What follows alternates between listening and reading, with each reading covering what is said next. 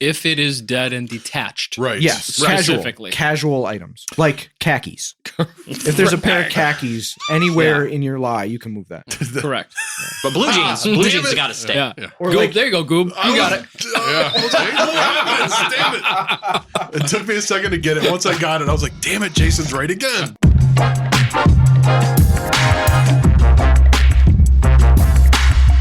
And welcome into Season 5, Unstable Discourse, baby. Let's go, son. Let's go. Let's go. Cinco.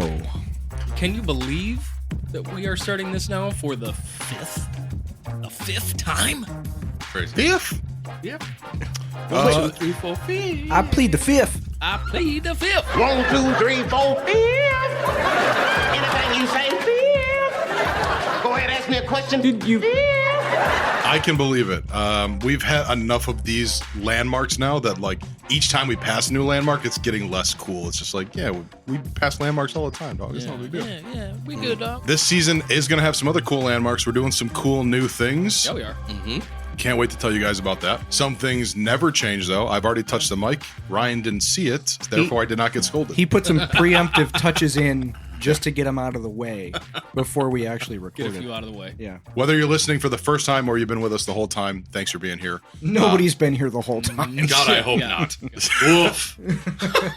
I just talked to a couple guys at the shop who said, "Oh, I just started listening, and I just got through season 1, and can't wait to hear what season 2 sounds like." And I'm like, "If you liked season 1, It only God, gets it only better gets from there. Anyways, we are back at the cab, Callahan Acres basement. It's your boy Alex Seminary from Tailwind Media, along with Okay. Ryan Fancher of Okay. Unstable Disc Golf Gear, Yes, sir. Sean Callahan of Delwood Disc Golf, Good evening. Jason Callahan of Bag of Tricks. Glad to be here. We're also joined by our special guest of the very first guest of the season, Mike Apostolou of Behind the Table at GJTS tournaments. And also of Not My Brother. Hello. Sorry to disappoint David Cope. You guys are not brothers, but I see what Jason was saying. There is enough of a physical look and a vibe look that you guys could be Racist? related. It's still racist. Yeah, I don't know. What, is because I'm white? Yeah. Oh. Pause. Who's whiter, Mike or Ryan? Oh. Oh. I'm pretty white. I'm pretty How excited white. were you for that plain cheese pizza when I brought it in? Extremely happy. Can I just, I'm not going to go through all of them, but No. he's never had No. a peanut butter and jelly sandwich. Yeah. Yeah. He's also never been to Wisconsin. Yeah. You're not white. He's also never been sledding. Whoa. Plays a lot of Final Fantasy, which is the reason why I would say final answer, Mike is more white than me. You can't be more white than anybody if you've never been to Wisconsin or eaten a PB&J. That's something else. Yeah, but it's like negative white. It's like more white than everyone else. Negative. What is that? Yeah. Mike is clear. Ryan. Yes. Oh, okay. Correct. Yeah, it's clear. Yeah, Mike is Right. clear. Yeah. There we go. There's a lot of cool stuff we're going to talk to you guys about today. But This house is clear. I have exorcised the demons. perfect. Yeah. Before we tell you all the things that's going to happen on this episode, I'll also let you know that Sheila the Deucer's in the house. Yeah. And She hates it every MF. time. MF, Mike Ferreira is joining us as well. He's kind of hanging out today. You What up, guys dog? might What up, dog? What up, remember dog? him from episode 15 or 16 from last season? One of those two. The founder of Discovery Disc Golf Club. So we got good vibes in here. What is new for this season, guys? Let's tell people what to expect from this episode. Well, do we want to talk about the thing we're going to talk about later? Like right now? Do we want to ruin that surprise? Ooh. Yeah, I like. No. Why do they have to be surprised later in the Yeah, episode? they don't have to They're be. listening for the first time in a long time. It's a surprise. Let's tell them right now. Well, let's hit him with it and then not explain it until later. Yes. Yeah, there you go. I like Yeah. that.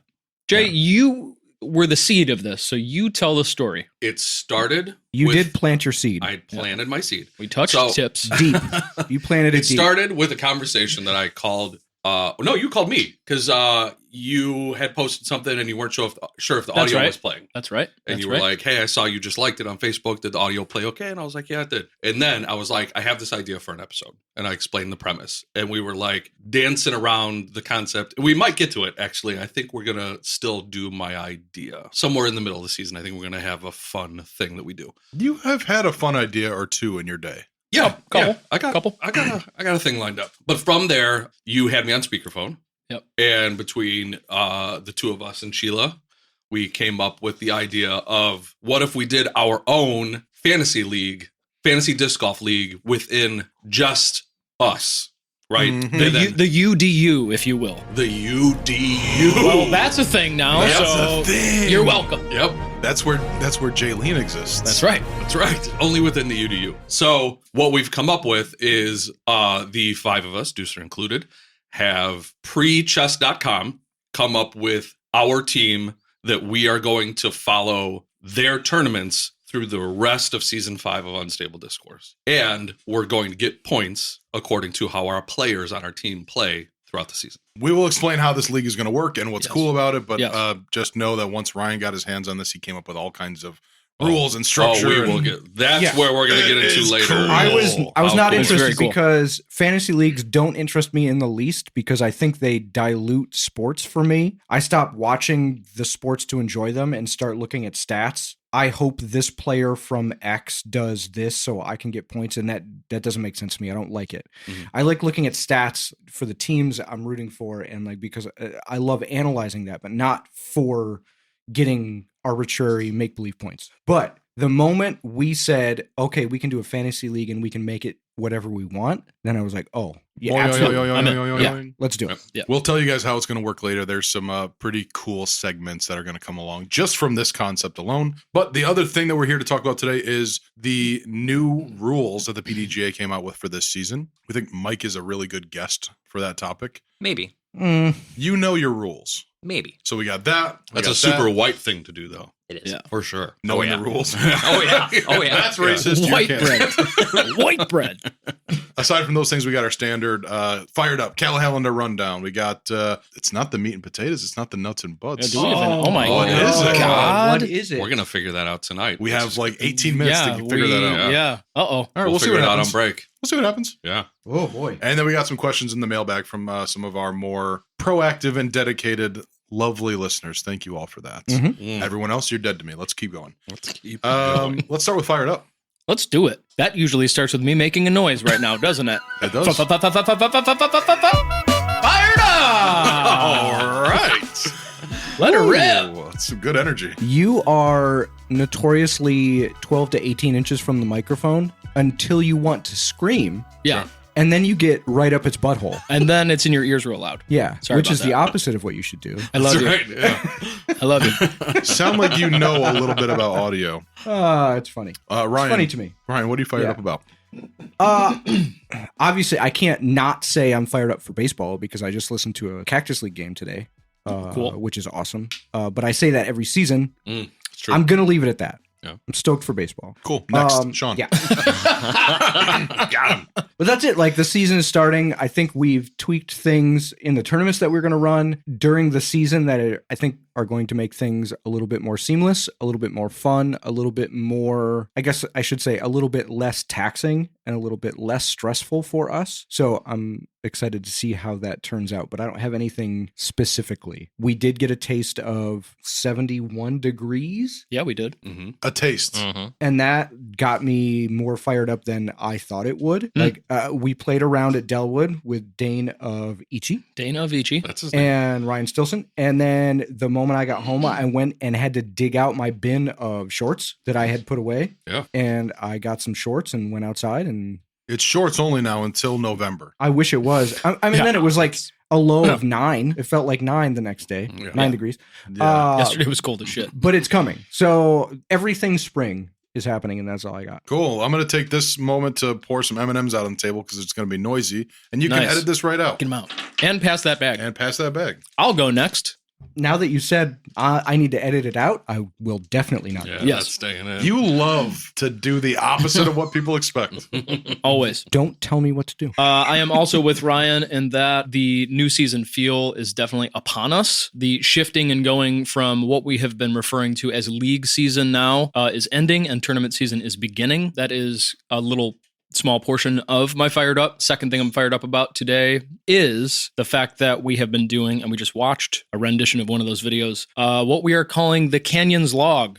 These videos with myself and Big Cat Ryan Stilson. We have a rotating cast of people that are going to be joining us, and we're going to do that weekly, put together a little highlight video. It's something that is going to create some really fun, goofy content for us, but more importantly, like getting me out golfing, getting me hanging out with Kat, Your Pete. just hanging out with that rotating cast of people that I'm hoping are the people that for years have been like, yeah, dude, we'll get around together. Yeah, dude. And we just haven't, because it's very difficult to do that when it's not front burner. So I'm really stoked for that. And scheduling that like how we've been scheduling the podcast, where it's like, okay, weeks out, like next week, I know we're playing with Nick Barons and Papa Barons, Mr. B. So having that laid out for a couple weeks, that's dope. It's going to be really fun to look forward to that. I'm fired up. As soon as you said father and son playing disc golf, I was trying to find the Cat Stevens joke, but Jason, what are you fired up Big about? Cat Stevens? Oh, Is that it? There you go. Can we get there? All right, that works. There is a new podcast that I am fired up about. If you tell me it's the greatest podcast of all time, it may be the greatest podcast of all time. try again. We'll see. We'll see. Have you listened to this one? It may be the second greatest podcast. There you it go. is. There we go. So, as I've spoken about at length in the past, my favorite podcast, besides UD, is 60 Songs That Explain the 90s. And it is unfortunately coming to a close. I believe it will be gone or ended as of this episode dropping. His last episode is the next one. That'll be Are you kidding me? next week. Yeah. This week's was 119. And There's he's no gonna way. stop. It's too good. It'll come back. He's not done as a podcaster. Sure. But what he show created. makes sense. Podcaster. So in the spirit of 60 Songs That Explain the 90s, I am obsessed with a podcast that only has one episode out right now, but I think their future is bright, and it is called How to Make a Mixtape. It is Senor Donnie Longton's podcast that he is making with a buddy of his, and their first episode was phenomenal. When you said the title, I was like, oh my God, somebody stole his idea. Because he's been telling me about this for a year or more. They did an episode. How? And did he tell you? Oh yeah, he keeps telling me I'm the last friend to find out. I love that. Thanks, Donnie. he keeps telling me that he's going to do it, and then he just hasn't. And like Donnie, he's rotating hobbies. Yes. Oh, yeah. So this is the next hobby. I'm not surprised that he hadn't, but as soon as you said how to make a mixtape, I was like, oh, somebody got it before he did. So if you I'm so care stoked about, for if you're him. listening to my voice right now and you care about music at all, when this episode is finished, use your app, find How to Make a Mixtape, and listen to their first episode. It is so good. And the premise is so simple. Yeah, it's so him good. and his buddy Roderick, and they will pick a theme and create a playlist where they go back and forth and Sweet. create a mixtape based off that theme. And it's totally in the spirit of 60 Songs That Explain the 90s, because Donnie is the one that told me about that. And if I'm not mistaken, his buddy Roderick is the one that told Donnie about it. So he forwarded me the link to the first episode, and I listened, and I was like, dude, this is phenomenal. My brain is reeling right now. There's so many things that you could do with this. And he's like, great. When are we scheduling your episode? I was like, let's go. You find a way to weasel yourself onto another podcast. Oh, you bet your ass. That is my thing that I'm going to do in my 40s, is I'm going to weasel my ass onto as many podcasts Do you think as we could possible. finally offload him? And yeah, there's a chance. Fob There's off a Jason. chance. There's a chance. Or at least I'll do 2 podcasts a week now. But There you go. Are they doing it weekly? I have yet to get in those details with him. And I'm not going to join it. I'm just going to be there As a guest. for an episode, because going forward after the pilot, that is the premise, is there will be 3 people who are dropping ideas for the theme. So good. And I already came up with my theme that I want for my episode, and I already have a list of 45 songs that I need to dwindle down to like 4 or 5, and it's going to be the most painstaking process of anything I've ever done in my life. But I'm super excited to do it. I That's can't awesome. wait for the future of his podcast. It's so good. I'm so glad he's doing that. Have you checked what their policy is on just references to like bottle things that come out of your body, farts, etc.? Oh, sure. Yeah. Well, I mean, Donnie's known me for 20 years. Yeah. So the fact that he extended that, he knows what he's getting into by inviting me on. Yeah. Good. So that can be your new outlet for all of that. Sure. Because Well, we're come on cleaning here. things up on UD. This is going to be a family-friendly show. this Season season. 5 is more family friendly. Yeah. Show me that smile. Show me that smile. Mike Apostolou, what are you fired up about? Oh, good transition. Wow. I'm gonna use the cop out and just say I'm excited for the season, like everyone else. Woof. Yeah, I know. That's what we all say, but it's still but Such it a is white dude very, answer. Oh yeah, definitely. Yeah. No, I mean it's I'm Guys, looking forward to seeing his mic's everyone. not on. Don't worry about it. Oh, okay. I am looking forward to seeing everyone. Looking forward to being behind the table and hopefully maybe play some too. That'd be cool. So Yeah. see, playing MA2 this year. You're a Let's big go, boy. UDisc person, right? I use it. You're not like keeping track of your own stats and stuff like that. I mean, when I play solo, which is the majority of my rounds, I'll keep track of it. Yeah. I got to talk to you about that at some point because I never have taken advantage of any of those tools it's on easy. there.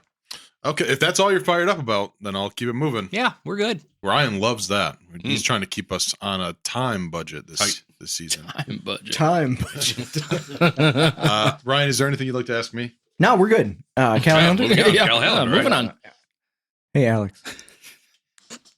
Yeah. Are you fired up at all? Keep it down, please. Yeah, I'm fired up about a couple things. I'll make them real short though. One, Tailwind Media has been working on a really, really cool project. I've been shooting a lot of stuff out of Delwood and different disc golf events around the area, and I'm getting very close to sharing some of what I've been shooting with everybody, and I'm a little turned on about sharing it with everybody. I can see that. I cannot wait to start dropping stuff. Turned on and shooting. Go on. Yes. And then the other thing for Tailwind is a friend of mine who works at a nonprofit organization, which, as you all know, that's what I want to be doing, is telling stories of small businesses and nonprofits, things that I think make the world nicer. That organization, I just signed a contract with them within last week, for a substantial little chunk of money. That's much more than I've ever earned filming anything. So we have a really big project that is on the docket for this year, and it feels like maybe a possible tipping point for me going in the direction that I really want to be going career-wise. Super stoked for all things camera related. Super what? I think I said X-stoked. You did. Stoked. X-stoked. Yeah. That's a new one that we can use. Yeah. I like it. X-stoked? For Yeah. sure. That doesn't roll off the tongue Like at all. you were stoked. I'm X Yeah, stoked. I'm I'm X-stoked. excited and stoked. Yes. Yeah. Excited to Yeah. be stoked. Yeah. Excited. It reminds me of when Jack Donaghy says eventually. That's his eventual innovation. Yeah. Speaking of Jack Donaghy on 30 Rock, this is Leap Day today on the day we're recording, which as any 30 Rock fan knows, you're supposed to wear blue and yellow in honor of Leap Day William. I'm the only person here who followed the rules today. Yeah, for sure. So I got technically nothing. get to poke everybody in the eye, but we'll do that later. Yeah. Later on. I'll just Later on. outrun you. It's okay. I don't like what you're implying, that you No, I- could definitely outrun me. Well, not that, but I'm just squirrely. Let's have a foot race. You're nimble, dog. I've seen you move. You move quick. I have for many years prided myself in being the most athletic fat person. That's important. I'll give you that. Get me on a trampoline. Watch what happens. Deal. The other thing, and it's so much bigger than the other thing I'm excited about, is Liz and I just finished up another round of IVF, and we have 3 brand new healthy embryos stored away. So now we have a total of 4 embryos, which could eventually become babies one day. So Nice. there's a little frozen little schmitties somewhere in a test tube right now. Can we Yeah. name them real quick? Can we give the Sure. 4 embryos names? Man. Yeah, I'm down for that. Okay. Sean, you pick which one of them be named. There's 4 names right here. Yeah. Here you go. Just How do give you me- give pronounce me a great- Alex backwards? Because he's going to think that I practiced it for a long time. Just give me one great disc golf name that would work for. It doesn't matter, boy or girl. What's one of the coolest names in disc golf? First name Ricky Wysocki. That's the first name. Yeah. Ricky Wysocki Macbeth Seminary. And I that's think it. I could sell Liz on this. Yeah, for sure. That's all we had to do. You got it. We didn't have to name all 4. Yeah. We just had to come up with the best name. I know it's a lot, but that's all the stuff I'm fired up about right now. That means it's time for us to move things along to the Callahallander Rundown. That's right, y'all. The Callahallander Rundown. This is the spring into 2024 edition. I try to make those funny. I hope you laugh at I them. see what you did. Yeah. Like I said earlier in my Fired Up, league season is now over. We are moving into tournament season. We are all stoked for that. By But the now time, I can't edit that out. Okay, go ahead. yeah. By the time you guys hear this, the first GJTS event, the Dog Bowl, will be about to pop off. But don't fret, the second GJTS event, Fraction Run Cup 6, is going live tonight because when this airs, it will be Friday, March 8th. And it goes live at 7 p.m. on discgolfscene.com. Come on, Pete. This is the first sanctioned event of the year and kicks off at Delhi. We will be running back the same upper and lower layouts, utilizing the holes where Fraction Run comes into play, just like years past. Any questions? Didn't think so. Moving on.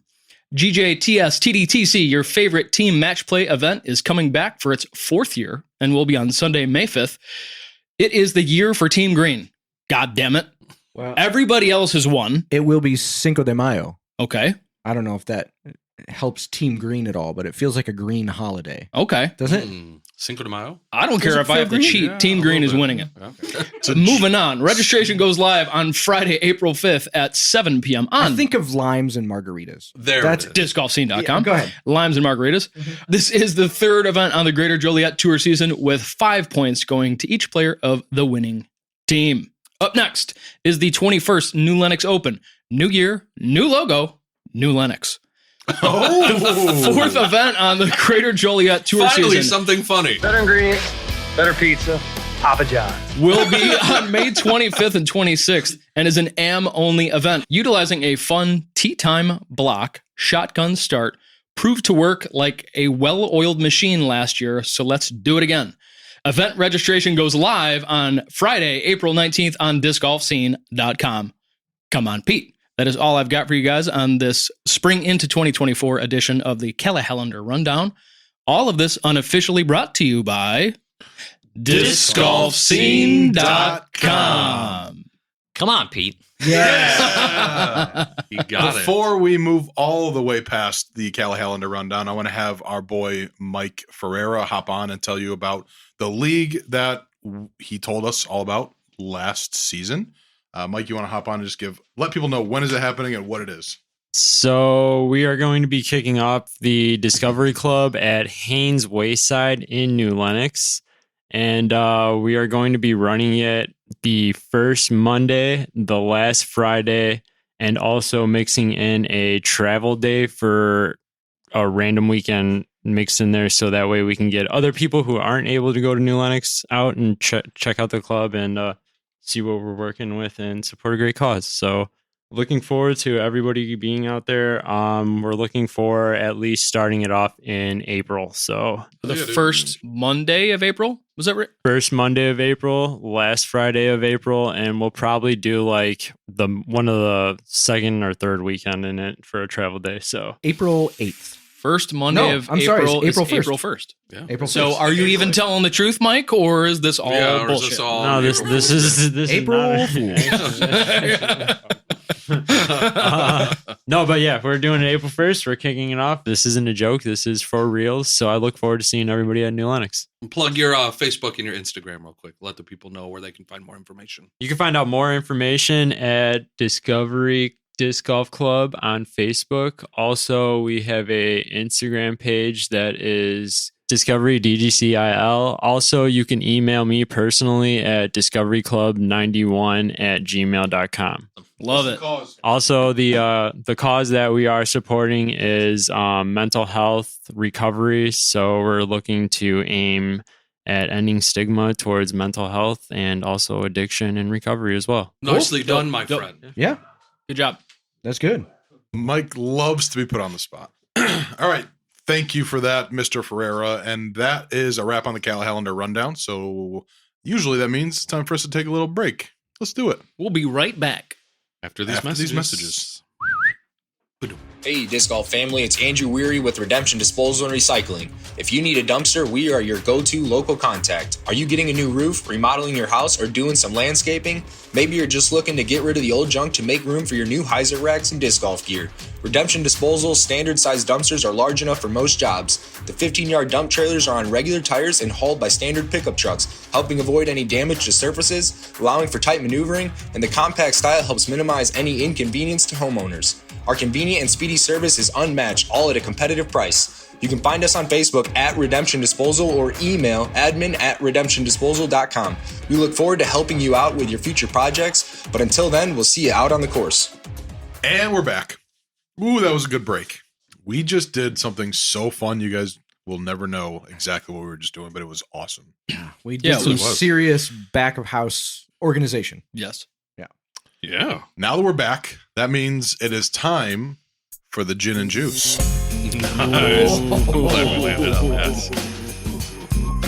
And the gin and juice for people who have never, this is your first time listening. This is where we're going to talk about the main stuff, like the main topic of this episode. This segment has been called something different every season. In fact, in the first season, we had probably 20, we just kept changing the name of it every week. Right. But now for season 5, it is the gin and juice. And this is where you have your mind on your money.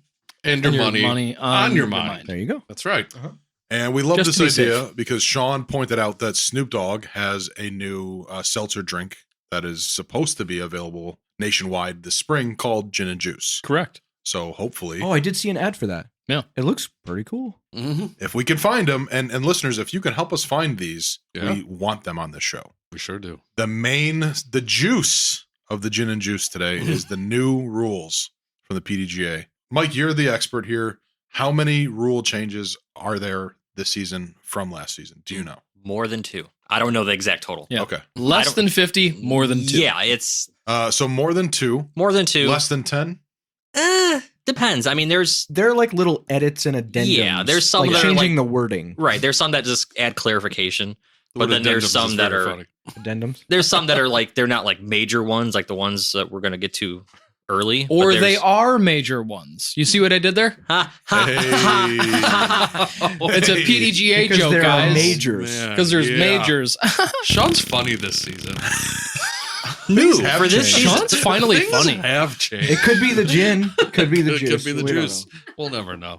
So yeah, the PDGA makes little rule changes every year. Sometimes there's really controversial changes. I haven't heard any real controversy from this year's changes. Have you guys heard anything? Like is the internet kicking up a storm about any rule specifically? I'm going to bring up the most obvious one that I think, I mean, it's split 50-50, and it's the everyone has to keep score now situation. Previous to this year, you would have a scorekeeper, and it was kind of the Wild West of scorekeeping. People could switch off. People could keep score for the entire round. We tended to try and have 2 scorekeepers per card just to keep continuity, because the PDGA app is good enough that if there are discrepancies, it will tell you. It makes it very difficult to put a wrong score in, right? Once you finalize, you can still do it, but it's very difficult to do. But there are still the people that are like, I don't have my phone on me.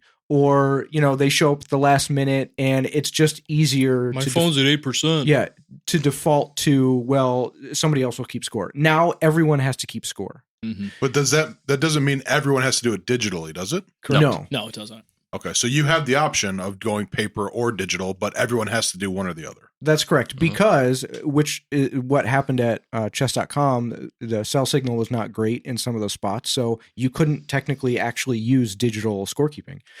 So there were old fashioned write them down scorecards going on, but everybody has got to do that, which has been PGA's standard since God knows when. Yeah. And nobody seems to have a problem with that.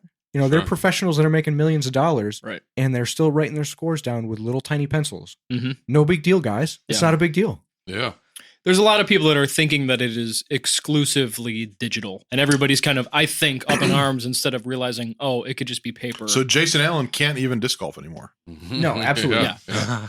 I would say that as far as TD goes, for the first time in a long time, I mean, the last 2-3 years, I've printed out paper scorecards as a just in case scenario, but now I absolutely will have to have them for the people that are, my phone's at 8%. I don't have my phone, I leave it in the car, or like Jason Allen, who doesn't have a cell phone at all. So, I mean, we're going to have a lot more of those on hand. But honestly, I really don't think this is going to be too big of an issue. No, I really think so don't. either. Is just in case, is that a local homie? I haven't heard you say his name Yeah, before. you didn't know him? No. Yeah, he's a good dude. MA3. Yeah, he's an MA3 guy. Yeah. Oh, okay. All right. Yep. All right. Cool. Mhm. Cool. How does he spell his last name? Kayse. Yeah, that's that right. sounds right. Yeah. Yep. Mhm. And but it's GEU, like Jeff. Like People- Jeff. Yes. Yeah. Just Just in case. Like Beetlejuice. Yes, exactly. Yeah. How does it help you guys as TDs to having the score change? Is this It doesn't. aside from the player experience? Well, what does it mean for you behind the to table? to clarify what the PDGA says, and this is their exact wording here, it says this ensures even distribution of scoring duties and maximizes scoring integrity. It also limits scoring penalties to the player who submitted the incorrect scorecard. Because that way someone doesn't get screwed over saying, oh, this guy didn't add up the score right and I got stroked for it. That's the other That's thing. the biggest thing. Yeah, because we had that happen a few times last year. Somebody will walk to their car before the scorecard is finalized and not see the scores. Got it. And then they come back and say, I got penalized, or my score on hole 12 should have been a 3 and it was marked down as a 4. And it's like, you weren't keeping score, A, and B, you didn't look and approve before it was finalized. And so now if everyone's keeping that score, there is none of that. And you cannot be penalized for someone else messing up your score. Mm-hmm. Only you can do that. So that's good. I really don't enjoy penalizing anyone, and we try to make that as clear as possible and not be a situation whenever possible. But this eliminates all of that. I heard Brian Earhart in that interview that you shared with us, Sheila, saying that he knows other pro players who have lost events because somebody kept their score wrong and they got stroked at the end and literally had money taken out of their pocket because somebody else made a scoring mistake. Sure. Wow. Now this can only affect you if your score was wrong on your card. Right. So if I turn in a card for all of us and I got your score wrong, you're fine, and so is everybody else. But if my score is wrong on my card, I get penalized. That Correct. just makes all the sense in the world. Yeah. I'm going to kick it back to Mike real quick. Does it say anything about, and this is, I'm attempting to prevent a gray area thing. Does it say anything about us having to check paper scorecards? So down here in they've got the different subsections. So 808 subsection F, all players responsible for reconciling and submitting their copy of the scorecard within 30 minutes of their group finished the round. A player who has not submitted their scorecard on time receives 2 penalty throws. If a player submits a scorecard where their total score or whole scores are incorrect, improperly recorded, or missing, 2 penalty throws are added to the correct total score. The last thing here says a player is not penalized if another member of the group submits an incorrect scorecard. So it doesn't really say anything about TDs or... It does say submitting a scorecard. Right. So whether you do it digitally or not, we're going to have to count paper scorecards. Well, what's strange is okay, so people have been submitting digital scorecards for 3 years now. Yeah. I'm not checking them. They're checking them. Right? So supposedly. So when they submit their paper scorecard, do I have to check it? Am I checking their score to try and find a mistake? That'd be the only reason why I'd be looking at it. Exactly. And it is a little ridiculous now that you might have to do that. Do you get what I'm times. saying? Yeah. Right. I think, I'm not doing it when it's digital, but I have to do it when it's paper. I think it is just a checks and balances situation where we don't have to count everything and check it against the other scores unless there is a discrepancy. Unless Justin comes over and says, hey man, I submitted a digital scorecard and it was a 55, but this guy, my card mate, had a paper scorecard and he had me down for a 56. Then we keep the paper scorecards, and then we refer back to them and make sure that those are... Yeah, makes sense. But if all 4 of them are keeping scores and they all look at them at the end and say, everything's good. That's what I ain't checking shit. That's the point. I'm not checking those paper scorecards. Right, exactly. I think that's what that's for. That was the conversation I had with Schlitter about this a couple weeks ago when these rules came to be. And we were looking at each other like, yeah, man, we've gotten in the groove of not having to do these things. Right. Sure. It seems backwards to have to these thoughts of checking paper cards. Yeah, I don't think we're looking for mistakes at this point and reasons to penalize people. I just think we're going to keep those as a just in case. As a fallback. Is this rule about everybody keeping score at all PDGA events, or is it just majors? All PDGA events. All sanctioned all PDGA events inside the United States and Canada, to be specific. Canadians are in on this too? Oh, what a joke. They're probably the ones that came up with it. It says this change is highly recommended, but not yet required for the International Program Guide. So Ottawa, I think. PDGA Europe is not doing that. With this particular rule, I am curious to see how we're all going to feel about it at the end of the year. Yeah. I wish this was more of a situation that was up to 4 people. Everyone could keep score if they'd like to. The ones that don't are going to get singled out, and they're going to be, you know what I mean? We'll like see. it. I'm not going into it with a bad attitude, but there are the disc golfers that have habitually said, my phone's in my car, and then we'll see them checking their scores or Facebook or whatever it is on hole 3. No, you have your phone. Name names. Who does that? The guys too many to name. Yeah, the guys that refuse and they're like, hey, put me second on the card, man. Yeah. I don't want to keep score. No, we're not doing that anymore. You have a responsibility as a sanctioned player in this event to do your part to make sure everything is correct. The onus isn't put on any particular card mate. Now everyone has to do it. So there's no argument. I love it. Yeah. I love the Yeah. fact that everybody's keeping score. I'm hoping that more people realize exactly how easy it is to keep digital score. I think it's more complicated to keep paper. Personally, You're I picking think your phones phone out of your pocket anyway. get a squatch Everybody bag. does. It's right on the side. Yeah.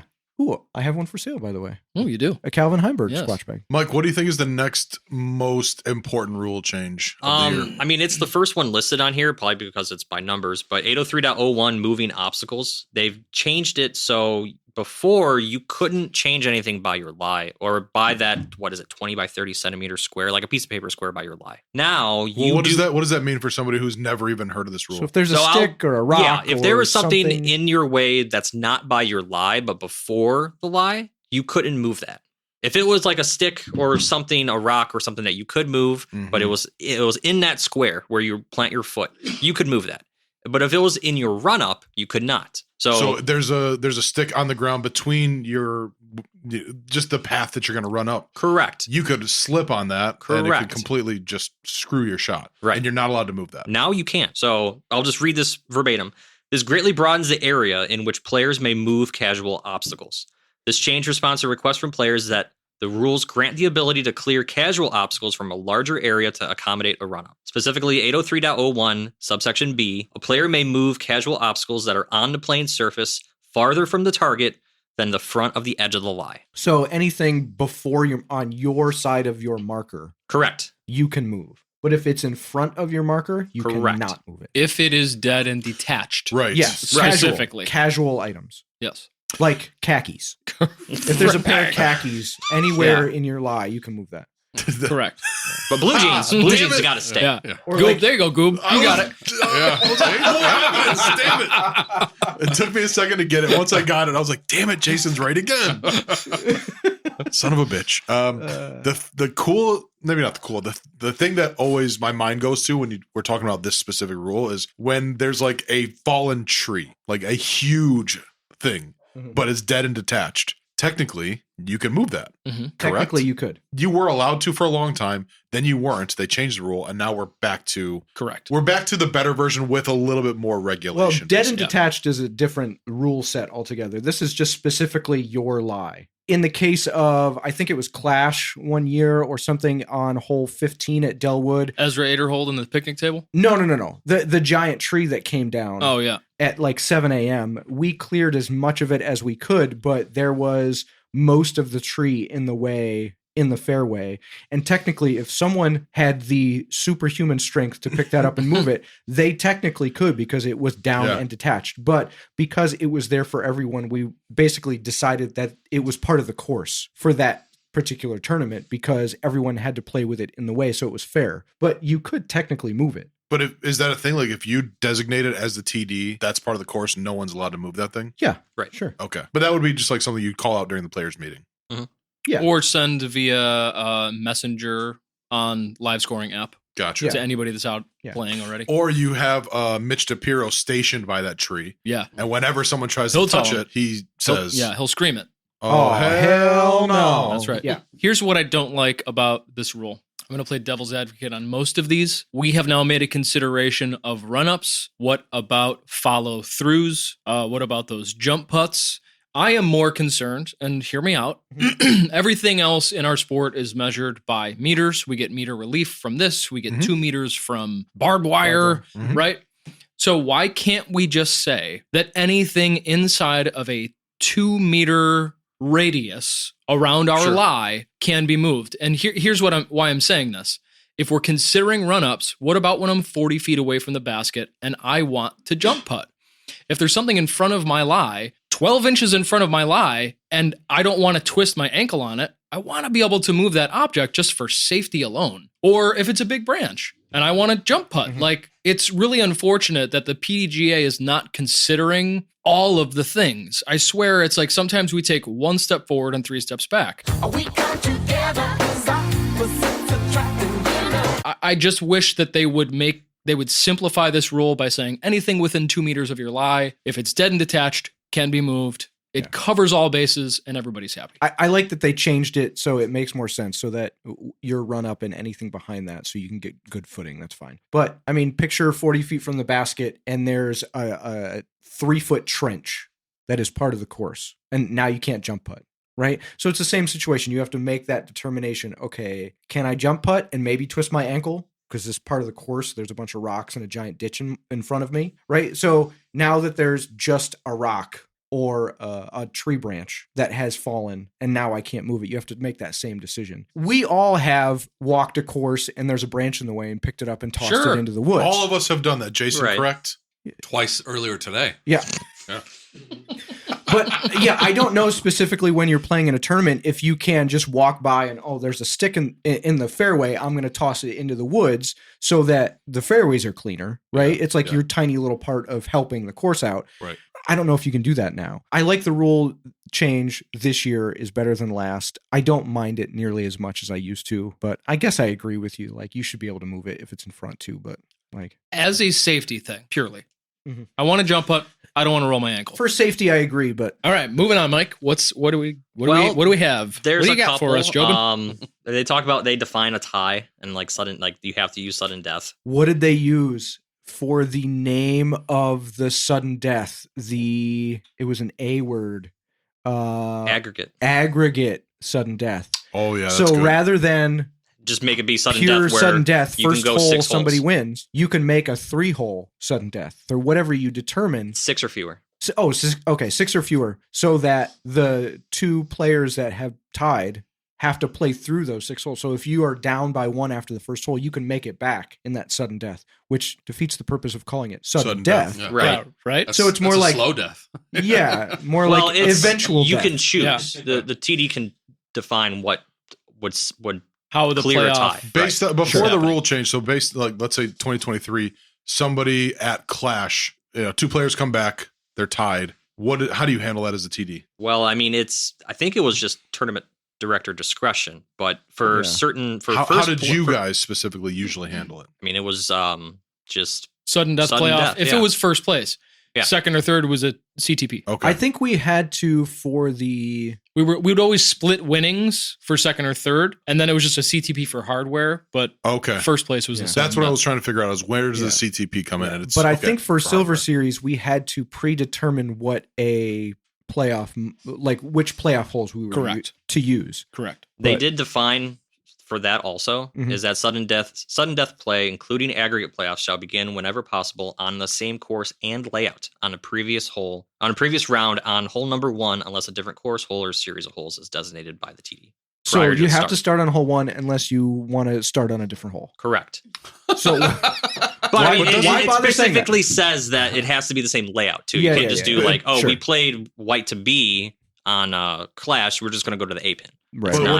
The interpretation there is like if the players start on 13 at Delwood, then hole 1 for the playoff is hole 13. Correct. Yeah. Unless you pick a different hole. Unless you pick a different. Unless that's defined by the TD before the event. Before the event. It's not just like, let's do this. Okay, that's what I was trying to figure out is can the TD just be like, I want y'all to start on this hole now. Yeah. Before the event, you have to define that, Which is exactly how Sean would do it, right? He would put his fingers on his little chin, just like this.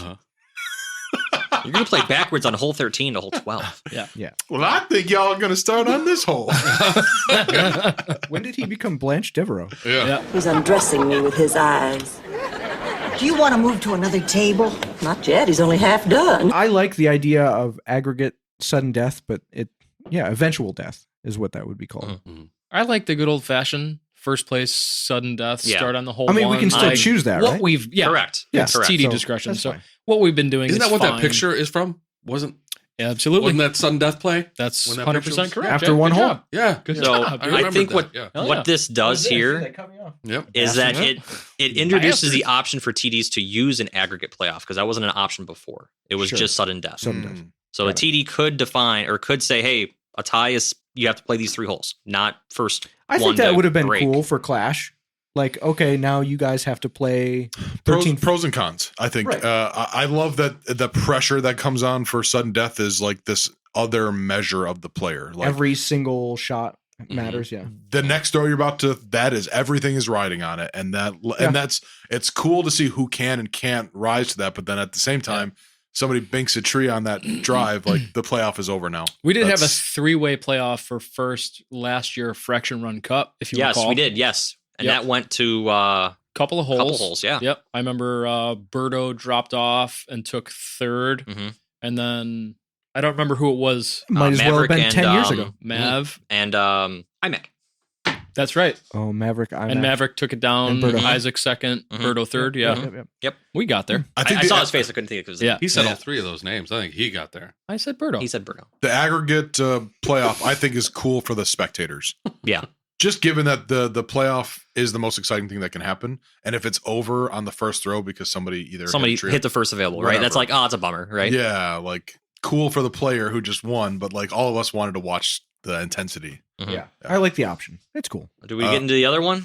Pace of play. All right, let's do it. Yeah. So they defined pace of play, or just added some stuff to pace of play, which is 3.02. PDGA says this addition codifies the concept of putting a group, quote, on the clock, defines what being on the clock means, and outlines the relevant procedures. It also clarifies that pace of play applies to groups as well as individuals. So I think that it's interesting, but it's also there's a lot of wiggle room here because it talks about what undue delay means. And what was the one we had talked about earlier about like, well, that just means, it's just super vague. Yeah. There was something in there that it said it was just super vague that it's hard to really say. What was the verbiage they used? Basically, this rule... Without delay is the phrase. Without delay. Yeah. What does without delay mean? What determines having an official start the clock? Like, at what point do you do that? And that's where it's hard to really say. Like, undue delay means delays in play other than as permitted by rule that affect the pace of play of the group behind them. Players and groups are expected to move without delay from the completion of one hole to the teen area of the next hole, so not as to affect the pace of play with the group behind him. During play on a hole, a player or group shall not cause undue delay by their actions or inaction. So it's still really vague. So what it's saying now is instead of somebody coming back to Tournament Central and saying, this guy, so-and-so, or this group was playing so slow and this is bullshit, and et cetera, now, if there are complaints about a certain card, we can, as officials, send another official or ourselves go and start a clock and a timer so that we would time each throw so that we can determine that there has not been an undue delay,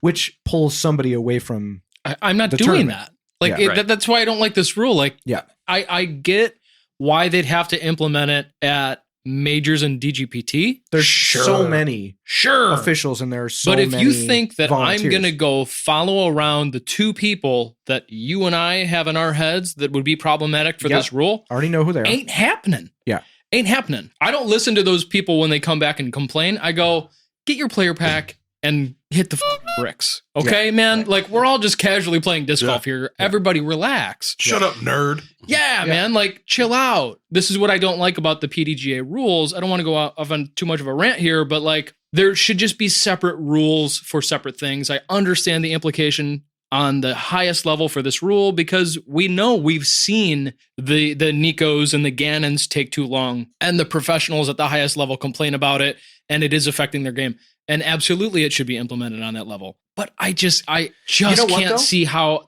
What I don't like. One more thing, I don't like that the other people that nitpick this stuff are going to try to. This is what it gives. It gives the idiots a voice. Sure. And I don't like that because I end up having to be the guy. We end up being the guys that have to figure this shit out, and I just don't care for it. What I don't like is that there have been rules about players giving other players warnings and courtesy violations for taking too long. Other players and officials on the course can say to a player, you've been taking too long. They can time it. They can give them a warning.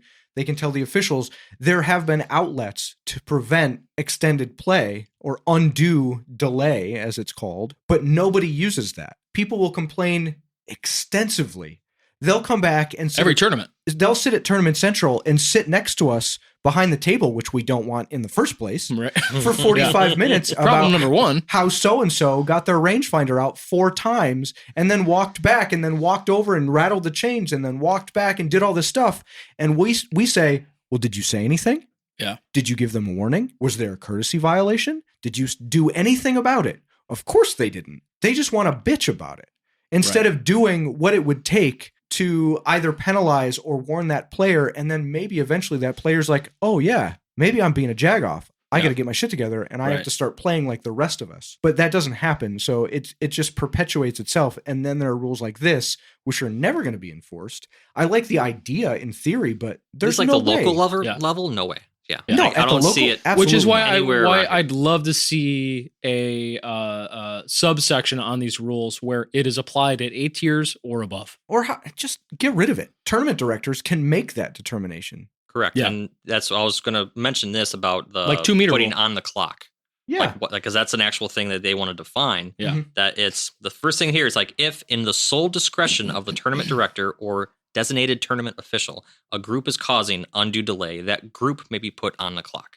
So it's the group. You can't even single out someone for that. It's the group that is on the clock. Then. Right. On the clock means that a tournament official will accompany the group and actively time each player to ensure their play conforms with 802.03 excessive time and with 3.02 A through D, and will issue warnings and penalty throws accordingly.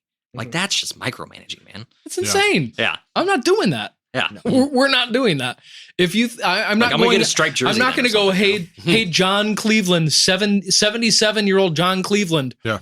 The MA60 guys behind you are saying you're taking too long, so I got to walk with you? Absolutely not. I want to walk. I want to hang out with John Cleveland. Yeah, I would just be like, don't worry about it. Those guys are being dorks. Right. Take your time, bro. You should put a disclaimer like on the registration for your events. Just no nerds or no bitch assness. No nerds. Nerd free. Yes. Goob free. Before we get too far away from this one, I do have a question about it. Undue delay, that is a local homie, right? Because I know I've met that. Yeah, before. you've met him. Yeah, he was at Bagtags. Undoodly? Undoodle? Yeah, did I pronounce it wrong? Undoodle. That's how it's pronounced. I think he's from Namibia. That's exactly. That's the same guy. I'm thinking Undoodle. of. Yeah. Yes. All right. Good. Justin and Undude. Yeah. All right, Apostolou. Is there anything else like that are substantial rules enough for us to keep chatting about? There's some more. there. 3.03 player misconduct. It removes the TD's discretion to issue a tournament warning for public display or use of alcohol at C tier level, and instead requires disqualification. So before it was B tier and above was no alcohol. C tier is like meh. I think the more C tier and above now, which is great, but I think the more important rule is that it removes TD discretion. Correct. It states that if you are displaying or using drinking alcoholic beverages between when the you 2 minute tee off warning and you turn in your out, scorecard. 2 minute warning. Yes. 2 minute warning, right? 2 minutes before you tee off. And you hole out, you are disqualified. You're not talked to. You're not warned. You're not whispered to, hey, dude, put that away. You are disqualified. Does it say just alcohol or it It they does also talk mention about cannabis. cannabis, Yeah. but so 303.03b, if a player violates the above standard, the tournament director may opt in their sole discretion to issue a tournament warning for a first offense, except as specified in 3.03c. Tournament warning is a type of warning whose effects go through all rounds and sudden death. Otherwise, the tournament director will immediately disqualify the player. So you can issue a warning, but if you don't issue the warning, and you can just be like, all right, you're out. That warning is through all rounds. We talk about this constantly. There are players that are like, well, I think I won't drink at B tiers and above anymore. Like it has been their choice all along. Yeah. Like they're going to opt not to try and down an 18 pack before they're done with 18 holes. Yeah. Which we've seen. Mm-hmm. I respect that discipline, that self-discipline, that somebody makes that call growth. A beer hole. That. Yeah. But that, and I feel like that's the reason some of these guys have carts. Like legitimately. Casually. Great. Remember when I said except as specified by 3.03c? 3.03c says the following actions will also violate the above standard. Players who commit one or more of these violations will not receive a warning and will be immediately disqualified by the tournament director. And that does include public display or use of alcohol at PDGA events at C tier or higher, or of cannabis other than permitted by the CBD product use policy at PDGA sanctioned events at any tier level. Does it say anything about any other substances like tobacco or anything? No, but there's other rules about tobacco. It's park dependent. I see. And TD discretion, obviously. But we said it earlier. If you can't just not drink for the 3 hours it takes you between 2 minutes and when you hole out, we're going to have a different talk. Yeah, right. Like maybe you shouldn't be coming around tournaments playing disc golf. Maybe you should focus on the reason that you have to bring a 12 pack to a sanctioned round, right? Like, and I know it's casual for most guys and they're going to bitch and complain about it, but that's life, man. That's how this works. No joke. Like, I love this. It's pushing to legitimize the sport. Yeah. Yep. You don't go to an NBA game and after the dude makes his first free throw, he gets to crack a cold one before he does the second one. Like, what are we talking about? I would here? watch that league though. If it wasn't like people trying to be a professional, athlete or whatever, sure. Yeah. But if you're going to be PDGA, if you're going to have a number and everything, and this is all sanctioned, legitimize the sport by saying, what are we doing here? Don't drink for 3 hours. I can't say it enough. Ryan just said it. We talk about don't be a nerd. This is one of the rules where I feel like it is totally okay to enforce because what we're asking you to do is like not unreasonable. Not unreasonable at all. Sure. The excuse that, oh man, I play so much better if I have a couple. Okay, well, down a couple before 2 minutes. Yeah. Get your buzz going in the parking lot. That which is ridiculous. Yeah, right. To even say that out loud. Yeah, sure. I mean, it gets the whole vibe of like, oh, it's stoner golf or whatever it is, and like, oh, you're just having fun or whatever. But if you're playing a sanctioned event, which is something you pay into, totally, they're trying to make it a real thing, and I think that's great. I think we should stand behind it. All the people that are not to overuse goobers, but all the people that I could think of, I want to enforce this rule with them specifically and go, what is that? Get it out of here, or you're disqualified. Totally. Consider this your warning. All right, Mike, keep us going. Is there what's the next? I think we just saw one recently that at chess.com, Kevin Jones got penalized 2 strokes for not being at the, what was it? He wasn't there 5 minutes before tee time. So, again, not unreasonable. Right. It's not. This is your job at that level. Yep.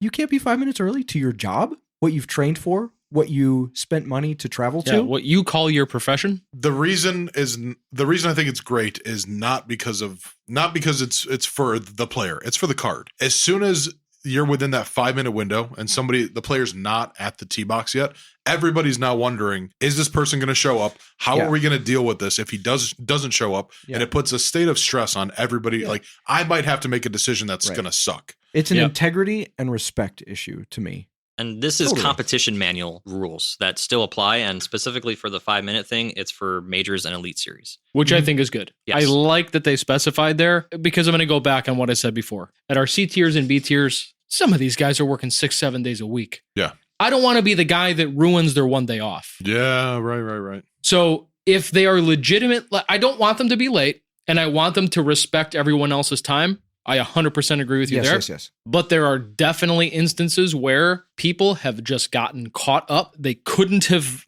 avoided it. I don't want to be the guy that says, oh, you weren't here 5 minutes ago, even though we're running late. You know what I mean? Tea time wise. Sure, that was the Luke Humphreys. If we're, thing, you know what I mean? Just year, like Luke Humphreys, right? Me. Yeah. So I'm really glad that they specified at majors that applies. Thank God. But it still comes down to you got caught in traffic. You slept in.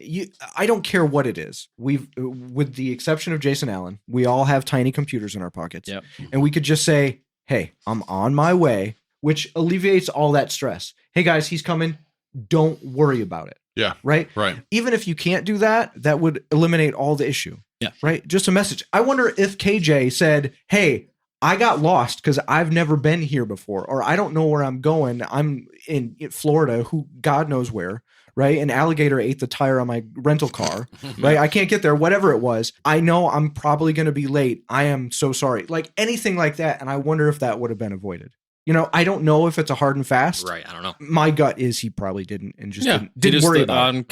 Kevin Jones and listen to my name and I can be late. You know, yeah. That was the end of the major changes. They talked about grouping for required divisions for A tiers, about how they have to offer MPO and FPO for pro only A tiers, et cetera, et cetera.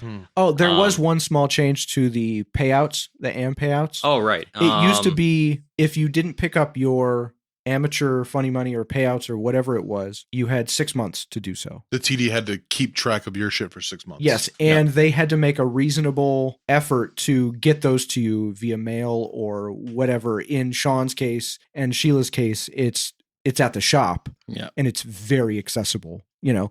But now they have changed it to if we give you your funny money, we still have a determined amount of time of probably 6 months or whatever it is to use that. But if you didn't even pick up that funny money, you now have 30 days. And after 30 days, ripped up in the trash. Sorry. Correct. Competition Manual 1.10 distribution of prizes.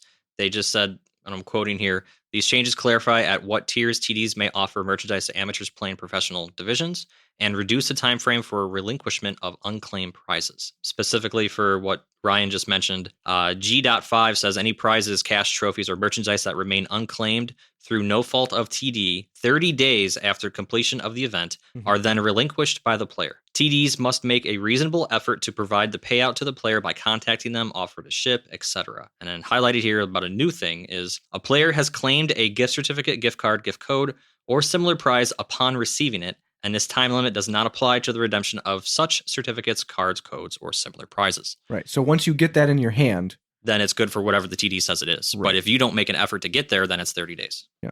Thank you, Nate Heinold. Yeah. Right. He's on the rules committee. I mean, he's Yeah. advocating for this stuff, I'm sure, because imagine having to do that for Ledgestone. Right. Well, and he runs so many. Right. Right. So Ledgestone on top of the lower and all of that. Yeah. Right. As much as I think it's a good call. yeah, I think it's a great call. I've seen the stack of funny money that is near the POS at Delwood, and it grows exponentially, and it gets ridiculous. And seeing you guys trying to fan through them and find a name, and you're joking around about how it's probably already expired. Mhm. What are you doing?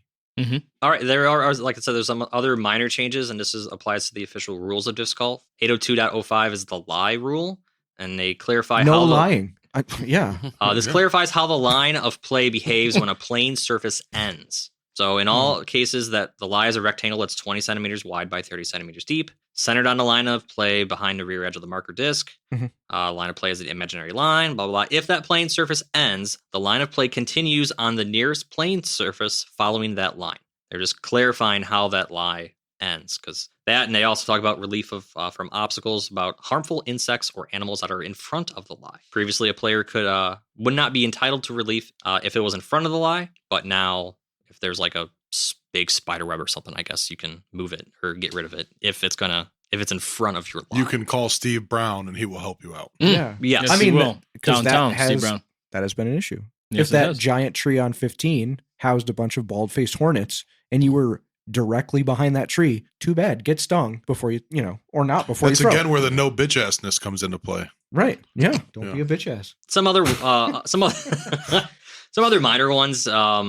They define, like, if there is a hazard and an OB line that run parallel, or that's one line there, it's the OB line that takes precedence. So if you've got like a sand trap next to like a paved surface and there's a painted line or whatever, the line is OB, and then whatever like that sand trap is hazard. But then if your disc or if your lie is all the way on that line, then it's OB. It's not hazard. Got it. So That's cool.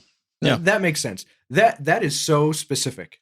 Yeah. Why then do they muddy it up otherwise? Yeah. Undue delay. Undue Yeah. delay. There's too many Undoodly. vague rules in here. Outside of that, I mean, a lot of it's just tour standard rules, like talking about suspension Major of play. changes. Yeah, it's all minor stuff. Grouping for like divisions and age groups. I think we covered the big ones. So Yeah. Yeah, I think we're going to start to get in the nitty gritty if we keep going into any of these other things. And honestly, I think we did justice to the conversation of like the big rule changes. I think we all agree that they were all good. Didn't hear any real complaints. the pace of play one's going to be interesting Yeah. because someone's going to try to enforce it, or someone's going to come to us with I was saying earlier, it's going to be the other players that aren't causing the undue delay that will become problematic, expecting me to do something about making someone move faster that maybe can't. I can only think of the guys that could but won't. Right. And that's the only hang up I have. Yeah. Is because we know who they are. We know who he is. We know they are who we thought they were. Yeah, and they'll continue to be a problem, and they will until they stop playing disc golf. And it I should guarantee have you been. that disc golf is not the only place in life where those people act this way. Totally. Sure. The other players should have, previous to now, warned them, penalized them. shouldn't be new to them. They should have realized their folly. And now it's up to the tournament directors. It's like instead of me and Mike as siblings fighting over a bag of M&Ms and figuring it out, Mike runs crying and goes to mom. And I'm the one. now parents are involved. And so, Mike, so clearly the little Mike brother crying. than Mike. Yeah, right. true. So now the parents are involved, and now everybody's in trouble. It should have never come to that. He should have just given me the M&Ms. Sure. You son of a... Yeah. I bought them. All right. Let's change gears. Let's move along. Let's get to our fantasy disc golf conversation. Ryan, first off, what is the league called? I'm going to hop up and let Sheila talk. Jason, let's get into it. So you mean we're about to talk about the Fantasy Frisbee Analytics and Reconnaissance Tournament? Yes. That is what we're going to talk about next. Correct. We all determined that was the most accurate name that we could come up with. It's a perfect name. Yeah, There's nothing wrong with it. Right, given what we have determined all It is the a specifics to be. tournament. Yeah. It is a tournament of your ability to recon And analyze. and analyze. Exactly. Yeah. Fantasy Frisbee. Yes. Obvious. Obviously. Painfully obvious. Yep. You came up with the seed of the idea, and then I feel like Ryan started to put the walls on this thing. Mm-hmm. Sheila and I'm the only person who hasn't contributed to this idea. I'll say that, but I'm maybe the most excited about it. Let's talk about how the league works, like some of the rules and how we're doing this, and then we'll talk about our teams and the results and what happens with the results. Can I just say first that I don't care how you as the listener want fantasy disc golf to work. Right. We don't need any feedback on this. We got don't- it figured out. We don't care how scoring could be better or worse or any of that. Like I feel like you're saying this specifically to David Garb.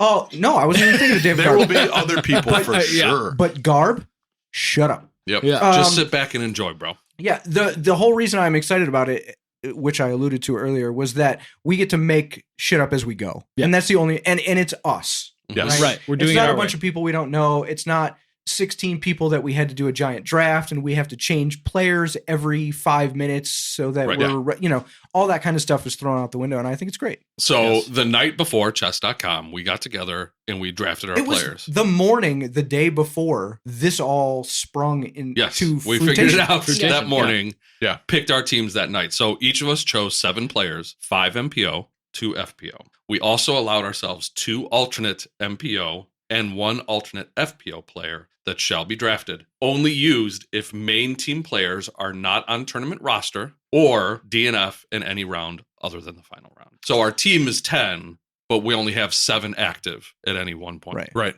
Right. Somebody can be promoted from alternate to a starter if your starter misses 3 events in a row, correct? Correct. Yeah, I think we determine if, let's say, Nate Sexton was on your team and he just doesn't sign up for 3 tournaments in a row. You're like, oh, maybe he's not touring this season. Right. Then we'll give that team the option to either promote an alternate and choose another alternate or draft a new player altogether. Exactly. So, yep. So the way the tournament works is lowest point wins. Point totals will equal the sum of 7 player standings at the end of the tournament. Mm-hmm. If a player on the main team DNFs in any round except the final round, alt player must be used. If a player DNFs in the final round, no substitution shall be made, and point totals will reflect the place given to that player. So essentially that's at the base of this, that's all we're doing is if someone on your team comes in first for that tournament,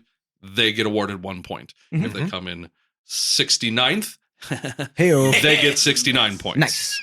And it's lowest point. Sean just did a win. Jim look at the camera. So, yeah, we just add up all the players' standings. Ranks. A rank is a point. Yeah. And you add up the points. Lowest wins. Yeah, and we've got a couple modifiers. You know what I do like? I was looking at the stats that you plugged in. Yeah. This is also going to help us know what place they came in. We're keeping 2 stats at once. Yeah, totally. There are a couple modifiers that we're working out. Right. Guys, listeners, we just figured this out. Right. It's not going to be perfect. Let me go back to the thing we said 5 minutes ago. Right. We don't need any feedback. It's not on this. sportsbook.com, whatever. It's not crazy. So we're working this out as we go. But we determined that one modifier that could be fun is if your player scored on average a rating or shot a rating higher than their rating, then we could subtract 10 points from your total score. So even if they came in 80th place, I don't know why you would have picked somebody that would have shot higher than their rating in 80th place, but even if they did, you get 10 points subtracted from your score. And again, subtracting points is a good thing. Yeah. We want lower scores. Yes. So things like that I thought were funny. Before we talk about the points in our team names, well, just talk about the most fun thing that is part of this league. Like what happens between us. So some of the fun that we've put into this, and we have yet to determine all of the things that we need to do. Right. But a few things is that last place for each tournament will have to spin the wheel of condemnation. Mm-hmm. It is a spinning wheel that ironically has all of the colors of our teams already on it. Thank you, Amazon. It was so perfect. Kismet. But there are 2 of each color, and the loser spins, and they are all punishments of some sort. So one of them that I thought was very funny is the pitch shift. So for the rest of the episode, if you land on that, that person's voice, your voice will be pitch shifted, and it will sound funny, but you won't hear it in real time. So you will be very serious about what you're talking about, and you'll sound like a squirrel. I think that's really funny. There's one where you'll have to be blindfolded for the rest of the episode. There's a shot of Malort. There's a phone a friend, which we'll talk about in length later, but we will have to call a listener and they will have to answer a trivia question. And if you get it right, you get 10 points subtracted off your score from the week prior. Yep. Sheila, what is the coolest thing on the big wheel? The spiral? Oh, the tiny wheel. I'm being a real goob. Hard goobage. 10 out of 10 on the goob scale. Oh my God. That's the goobest thing I've ever done. All right. So tiny wheel. I wish you could all see us. We were all going making circles with our hands, but making them really small. Making them smaller and smaller. Tiny wheel. See how I'm making my hands Well, tiny? earlier, Yeah. so in the center of the wheels, there's a red and white spiral. And I was like, this is like the movie Saw. So I couldn't get that out of my head. Yeah. But anyways, Understood. If you lose that week and you have to spin the wheel, if it lands on the color that you represent, like you were explaining earlier, if Jason lands on purple, he gets to spin the tiny wheel. The tiny wheel is more fun stuff. Yeah, Not it's rewards. it's rewards. Yep. Yeah. Not punishments. Right. So a few things on the tiny wheel are subtraction of points. Obviously. From your total, minus 10 to minus 50, which would be enormous. Pretty huge. Let's not say anything else is on the tiny wheel. Okay. Let's there are other things on the tiny wheel. There is a chance that when somebody spins the wheel, they might have to then spin a tiny version of the wheel with different kinds of punishments. And I will say, there's one spot on the tiny wheel that sends you back to the big wheel. That is true. So the odds of the tiny wheel coming out are a little bit slim, and I think we all just want that moment where we're chanting tiny wheel. Yeah. Tiny wheel. I want Tiny wheel. want in the worst way for it to go to tiny wheel and then back to big wheel. Yeah. Oh, Yes. my God. So hard. That is best case scenario. Yeah. Absolutely. So Oh my God, please. You're So chanting, there- Ray. You're chanting. You make your way to tiny wheel, and then, then you end up wheel. biffing it, and you got to go Wheel. back. That's so good. It's so good. Let me also explain one that MF over here, Mike Ferreira, was so utterly excited dear about Lord. that Sean cannot stand and is already frightened to death of. Yeah. It's called peepee pants. That's right. And we will have a squirt gun, and we will all get one squirt at the loser's pants, and they have to sit with peepee pants for the rest of the episode. For the rest of the episode. God, that's so funny to me. It's so perfect. The wheel of condemnation is really the whole goal of this fantasy league. It's become some other reasons to spin the wheel are if a player from your team aces, the other 4 team captains have to spin the wheel. Spin the wheel. Yeah. If one of your players shoots a +4 or above on any hole, you would have to spin the tiny wheel that amount. I mean, if they do it on every hole, you got to spin that 18 times. You're sure to end up with peepee pants after that. Oh, you just reminded me of the Fred Armisen thing that go to jail, believe it or not. Yeah. Go to jail. Straight to jail. Straight to jail. The way you were explaining that was just like that. That was so good. You're driving too fast, jail. Slow, jail. Shoot under par, believe it or not, jail. Not jail. So this is why your suggestions, listeners, don't matter, because it's all about the wheel. It's it's not going to matter. We got this. It's all good. So we've lined up all the tour stops minus the European tour, and we're going to see who's picked the best team. The Wheel of Condemnation is actually from Condom Nation, which is a little sister country to Puyo Kyopio. That's right. The Condemnation is over there in Finland. Yeah. All right. Jason, what is your team name? I chose Team Jaylene. Shocker. Yeah. Big shocker. Listeners will know. Purple. You gotta sing it when you say it. Jaylene. Here's who is on Team Jaylene. Hit us. My 5 MPO players are Ricky Wysocki, Matt Oram, Alden Harris, Chris Dickerson, and Nicholas Antilla. My FPO players are On Scoggins. No, I know. And also, when you say, you can't say Nicholas, you got to say Niklas Antela. Nicholas. You got to say it like it's pronounced. Own. Is it Own? Own. Yes. God, it was 50-50 in my head, and I thought I chose the right one. Sorry. Own Scoggins. Got him. And Evelina Salonen. Yes. Nice. Well done. Well done. Yeah. Yep. We'll talk about alts when we get to it. We'll just do We'll do Yeah. major team. Can I lineup. also explain? You didn't mention we also have 2 wild card picks. That's right. So we have a wild card MPO and FPO player, and their scores are not counted for any reason unless in MPO, if that player happens to place in the top 10. Right. If they do, there's a certain amount of points involved. If they win, you have the equivalent of however many places there were in that division. So if there's 120 players, you have that many points taken off your total score. Yeah. So for Huge. you, Jason, you have Brody Smith. Yeah.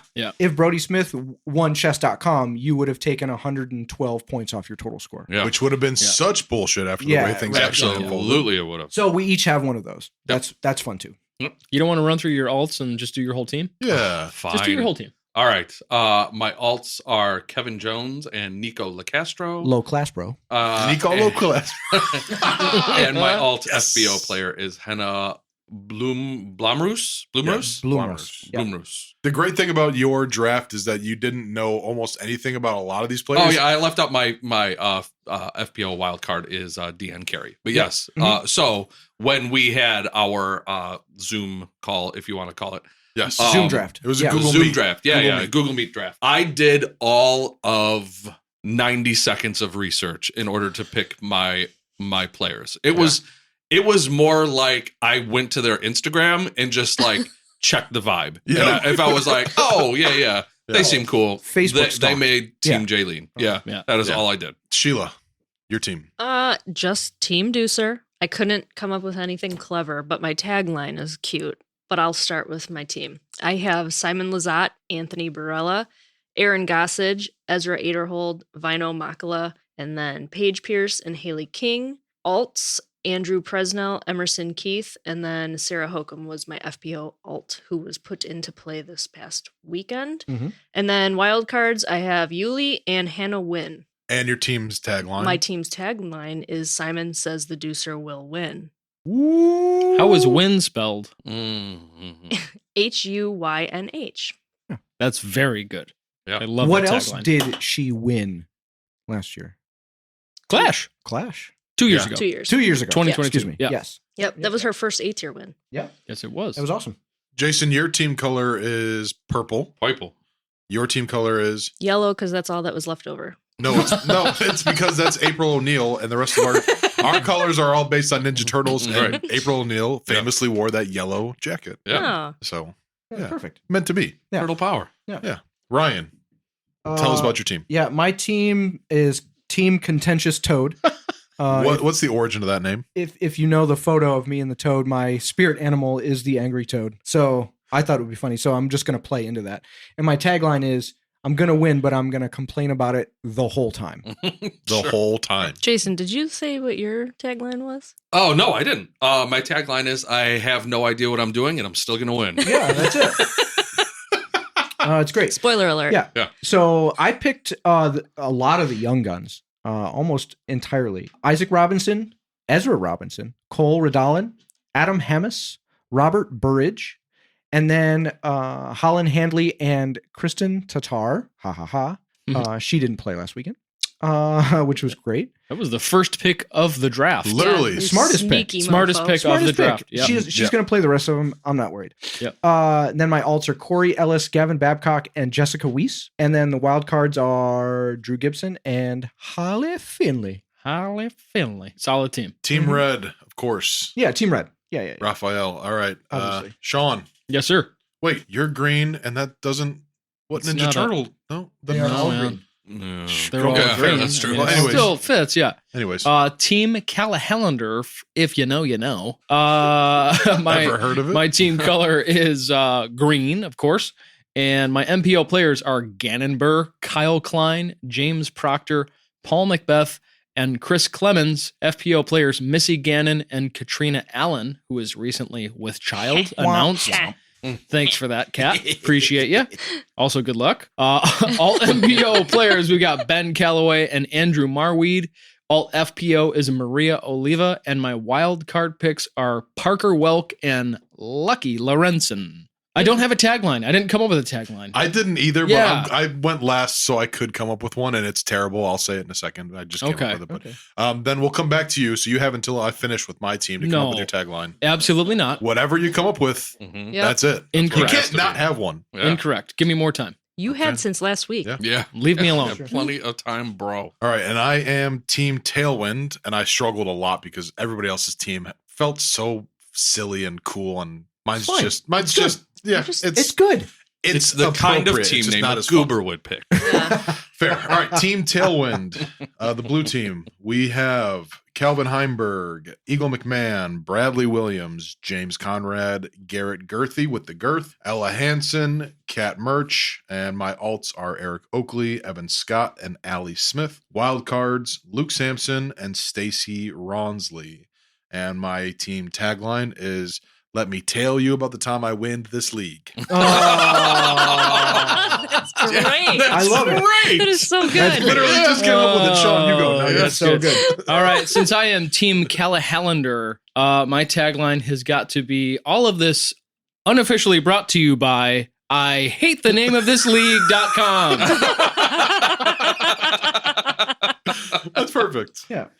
Great. I love that your wild card is Luke Sampson. I was going to pick him, and you picked. You I think it's such a just good before. wild card pick because So there good. is such a good chance. Yep. Like I wanted to make the wild card, and these are all based on. I made the list for draft on last year's Statmando's rankings, but I wanted to make the wild card like a sub 50th place. You know, so you like the real underdog, and we didn't really embrace that, but it's still like all of our picks are great because if any of them get in there, it's going to be mayhem. Yeah.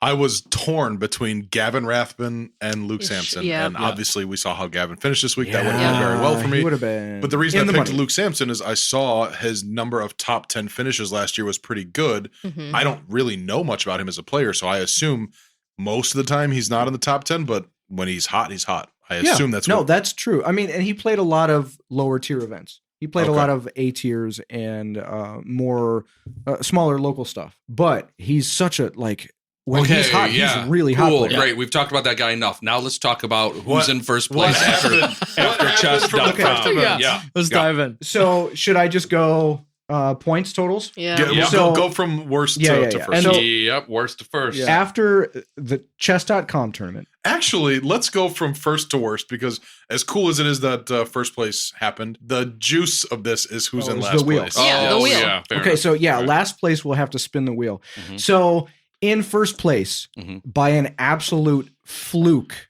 Because he says he has no and idea what he's 90 doing. seconds Mm, of Yeah. research, is Team Jaylene mhm. picking Evelina Salonen, Ricky Wysocki, Matt Oram, who came out of nowhere. Yeah. Like everything came up. The planets align. Jaylene. It sure did. My Yeah. favorite thing is that you had no idea who a lot of these players were. And when you picked Evelina Salonen, I got the joy of sending you that clip of her completely missing putts. Yeah, And I was like, yeah. here's She who you did just some work. picked. Yeah. She Yeah. did some work. And then she freaking won the whole thing. Did Yep. you? He had 4 top 10 finishes. Were you watching? Insane. Because we were watching it live all weekend. Because 5 top 10. we always do, but this like added that extra level of excitement to it. Yeah. Were you watching scores? Do you know how to even do that? Or were you? So I would go on PDGA.com, type in chess.com in the search, find the event, and then click on it. And then you could sort by, I don't remember what I was sorting by, but I did that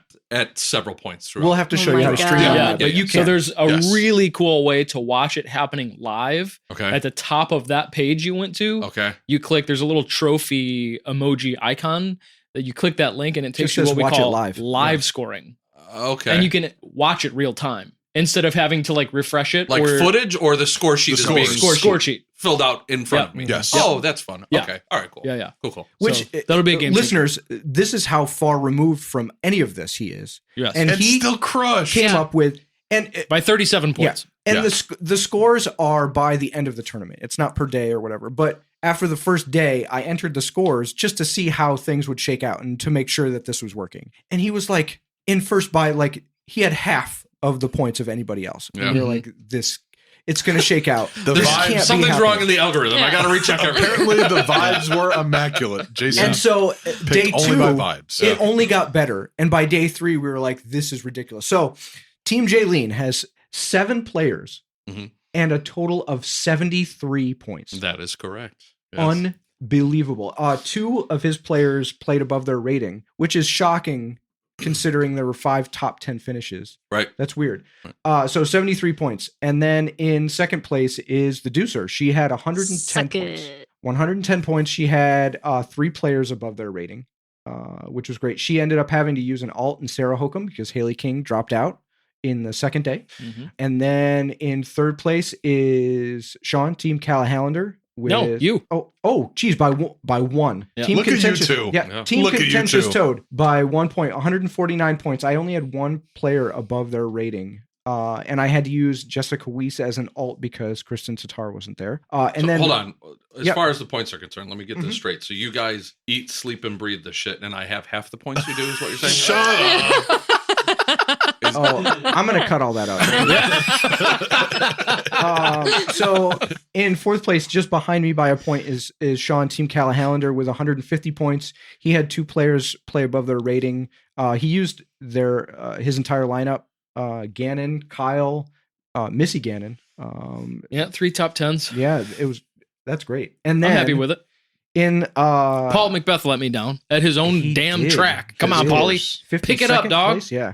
And then bringing up the rear with 176 points. Let me tell you. You know what? You had, after day 1, you had like 260 points. Oh, I know. Yeah. I was But watching. with 176 points and 2 players playing above their rating, you had to use one of my alts. one of your alts because Eagle McMahon wasn't there. Right. He was my second overall pick. Yeah. And you had your first overall pick not play. Mhm, Yeah. That's true. With 176 points, Team Tailwind is in last place. So that means that Team Tailwind Is the first team to have a chance at Tiny Wheel. Yes. That's true. That's true. Yeah. Get that wheel. That's a dub. Get that wheel. That's a dub. Because we're going to be chanting Tiny Wheel and it's going to land on Tiny Wheel. So once again, Right. what Alex is about to do is spin the big wheel. Big wheel is full of punishments, but he has the opportunity to go to Tiny Wheel should he spin a blue segment right now. So Yeah. before Yeah. you spin, You're the gonna barf. rest of us have You're to gonna chant, barf. spin that wheel 3 times. And on the third, that's when you rip. 1, 2, 3. Spin that wheel. Spin that wheel. Spin that wheel. And He wants Tiny Wheel he's so bad. landing It's not on going to happen. Shot him. Shot of Oh, Lord. Nice. Suck it. Where is that? Nice. I got it. Yeah, you got And it, we Chief? do have Malort. We do here have Malort in the tonight. house. We're going to have to keep it in the house We do have for the Malort wheel. here tonight. Okay. for a deep one. Here's the proof. By the way, listeners don't know this, but there are cameras set up in the studio for the first time today. We'll see what happens. We will see if this gets used. Mike Ferreira has already thrown up at the mere thought of Malort. I don't mind. You know what? You know what? This is actually worse for Mike because I'm driving. Just leave Mike it down home. here. It's part of the basement now. Yeah. Mike is going to be in the car in the passenger seat. It's a brand new bottle. Freshy. Oh, get good. that Good, crack. Good. Doesn't it? Yeah. Does that say 6 shots of Malort or 1 shot of Malort? I think it says 6, right? Yeah. Oh, I don't even have a chaser. That's the worst part. No. Oh, it says right there, It might- small writing, without chaser. Yeah, it does. Yeah, Oh, I gotta read the small print. Yeah, you You're gotta right read on the small top print. of it. Dog. Tell me when. Yeah. Oh, Keep going. shit. That's actually Give him a full When is right shot. before That's good. it's That's not a shot glass. That's way. Yeah, bigger I than a don't shot care. glass. I don't have to do it. Use the meniscus. Pizza chaser? Oh, red. Yeah. All right. This is the punishment for Team Tailwind coming in dead last by a long shot from week 1 of our fantasy frisbee Analytics and analytics and reconnaissance tournament. Cheers. It's just the worst mozzarella stick I've ever had now. Okay, I'm good. Oh man. No, I'm not. Whoa. What is that supposed to taste like? Death. Imagine if you took like Hobo dirt. dandelions Earwax. Yeah. from your yard. How do you know what and just earwax tastes like? How do you not Smashed it know? all together and put like It's grapefruity. gutter Yeah. water in there, dude. Yeah. It's bad. It does not taste good. It doesn't taste good. Yes. It's not good. Yeah. Product of a There's gypsy nothing curse. Yeah. Gutter, Well. yeah, gutter water for sure. It can only go up from here. Yeah. I hope. I assume. Yeah. That's right. Is Waco this weekend or next weekend? Jay, what do you got? It's on the. Ooh, do you have dates on there too? Yeah, of course Sure it is. does. God damn. 3-7. Waco is 3-7. Oh, We got right a now weekend is off. the memorial is going on right now. Right. So will we do this again by the next record? There might have to be I two think- spins. No, we will. Yeah, we will. Yeah. 3-7. It'll 8 be days the same, away. right? It'll Yeah. be the same. We'll be Mhm. recording the Thursday after the event. After the tournament. Yeah. Yeah. Okay. Yeah. So we'll report back after Waco. That's a wrap on our fantasy frisbee segment. Yep. And that means it's time for us to get into the mailbag. Hey, Yuckface. Does that mean it's Mail time. Just go with that. Mail time. Mail time. Mail time. mail time?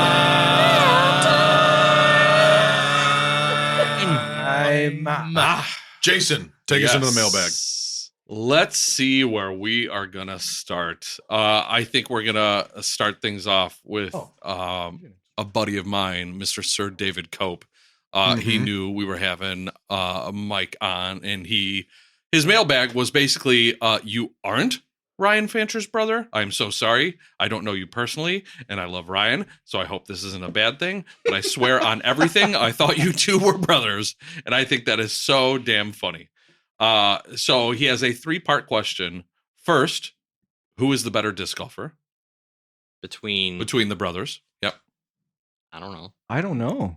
That's a good question. Mike, I want I to know know. firsthand. Mike Apostolou can throw a country mile. Mike, On a good distance game. Mike's got Ryan. Oh, by a long shot. Putting game, Ryan's got me. My putting it's getting Oh, my better. putting. I would say samesies on putting. Yeah, my putting's terrible. I think we I'm need gonna have to say it's a. What's your rating right now? It dropped. It's 905 right now. You're right there. Yeah, it's same. Are you teens? You're like 9 teens. It might be a 903 right now, actually. I'm gonna say on the money the same because each of them it's got to be close. It's very close. Yeah. All right. I'll take that. Question 2. He would like to know, of the two of you, who is the better looking? Ryan. Answered that. Oh. I'm gonna agree. Yeah. Yeah, And- I love you, Mike. Yeah. That makes one of us. He's got hair, though. Yeah, I was gonna Yeah. say Mike, Ooh, Mike has okay, the hair. it's Yeah, even again. Mike's got It's hair. even Yeah. again. Back even It's a again. wash, I think. Yeah. All right. And then his third question is, do you think you could take on him and Kenny Slauson in a doppelganger doubles match?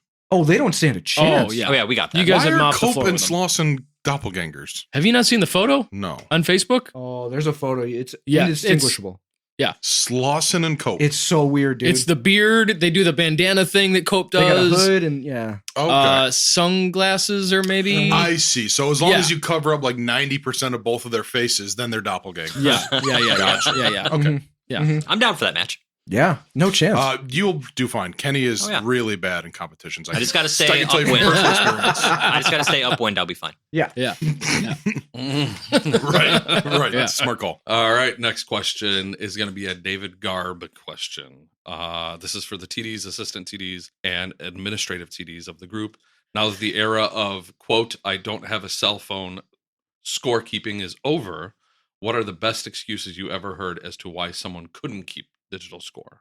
I've had someone show me their percentage on the phone, and it was in the single digits. I'm like, you're living on the edge, dude. All right. If you don't charge your phone overnight, what are you doing? What are you doing? I make it through the entire day without having to charge my phone once. If it's 1 p.m. and you're at 8%, reevaluate your life. Yeah, 100%. You heard it here, folks. Nice. Figure it out, guys. But some of the worst excuses are, this one dude legitimately said, I don't think I can do that much math. Wow. Yeah, I've heard that. Like, I've heard that. Yeah. Go home. What are you doing? Reevaluate your... You got fingers and you got toes if needed. Yeah. It's not even about the phone anymore. It's just how can I just get out of this? Right. I just don't want to do it. Yeah. But I did suggest that we come up with a bingo card and have it behind us with whatever excuses we can think of. And when somebody does it, everything stops. Oh, we got one. And we go mark that. And then they spin the tiny wheel. Yeah. And then they spin the tiny wheel. We'll have bingo by the second event. Yeah. For sure. One of the new innovations that we're going to do for season 5 in the mailbag is we are actually going to take some call-in questions. So go ahead, caller. You're on the air with Unstable Discourse. I'm just guys. I was like, what did I not know about? Am I going to have go. to do? Thing I thought. Our next question is that's good. That pause was thick, Yeah. guys. Yeah, I was like- all right, yeah. What? Our next question is from Jack Finnelworth. This is a first time I'm saying this name. Fillenworth. Yep. What did I say? He and I thought said share Finnelworth. a birthday. Finnelworth. I did. I meant to say Fillenworth is what I meant to say. Yeah. Yeah. Local homie? Birthday pals. Yeah. Yes. Yeah. Oh, nice. Yep. Nice. That's what they say about really good women. They're filling worth. They're filling worth. Oh my God. He wants to know if Alex could say something super funny about his last name. And you did it. So And good. Okay, next. He wants to know if I've played any more disc golf since Idlewild and what would it take to convince me to play an MA4 event. Oh my God. So It would be so fun, dude.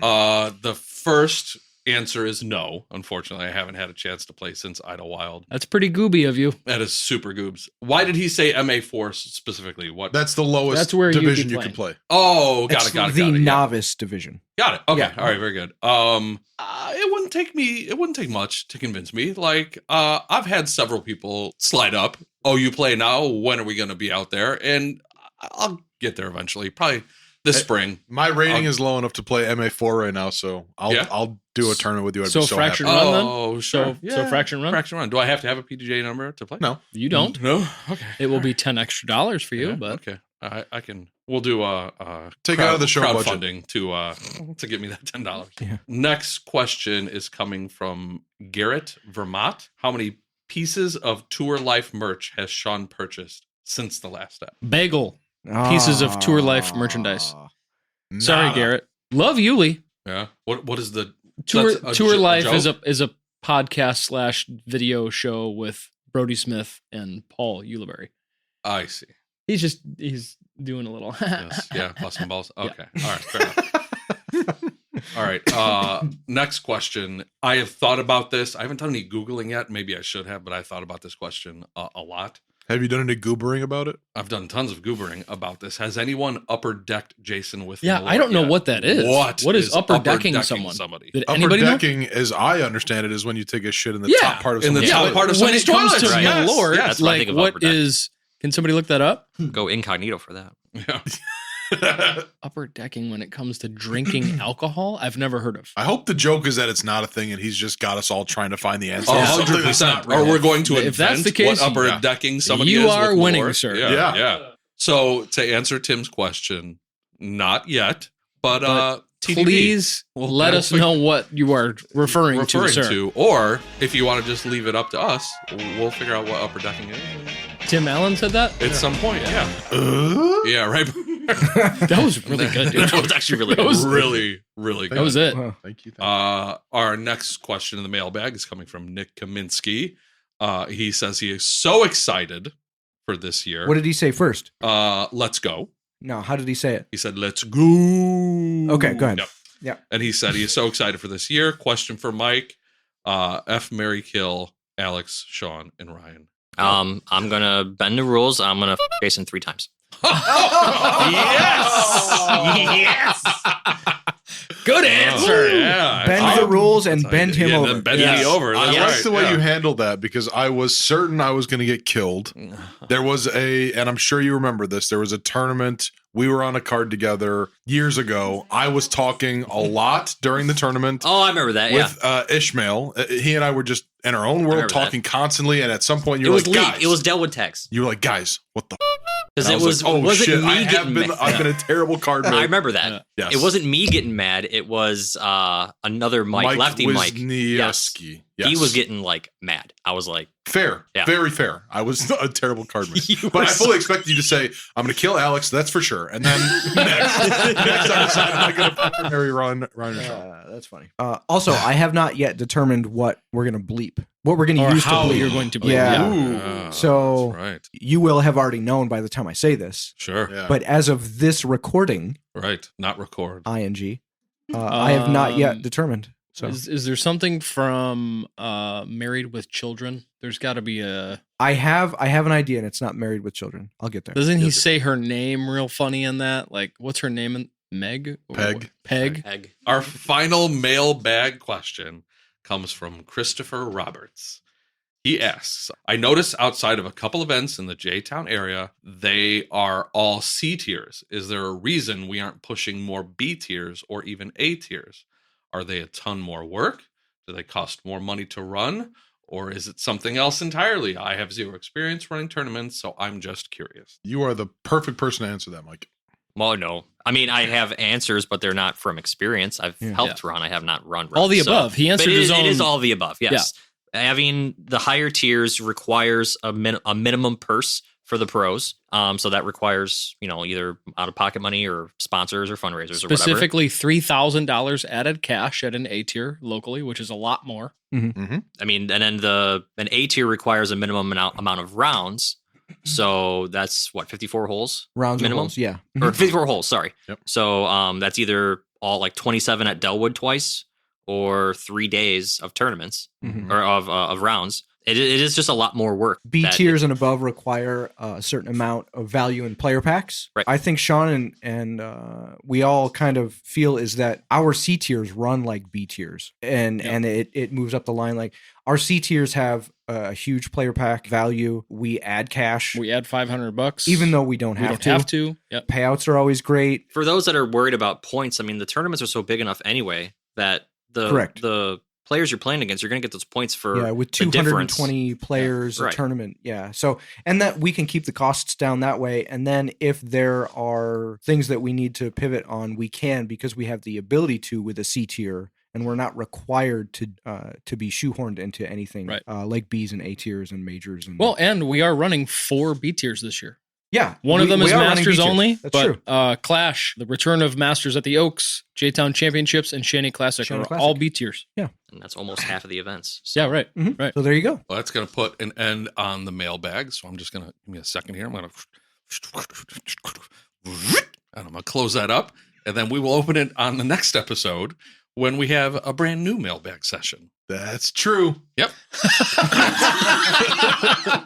You said a right thing. All right. That is a wrap on this episode then.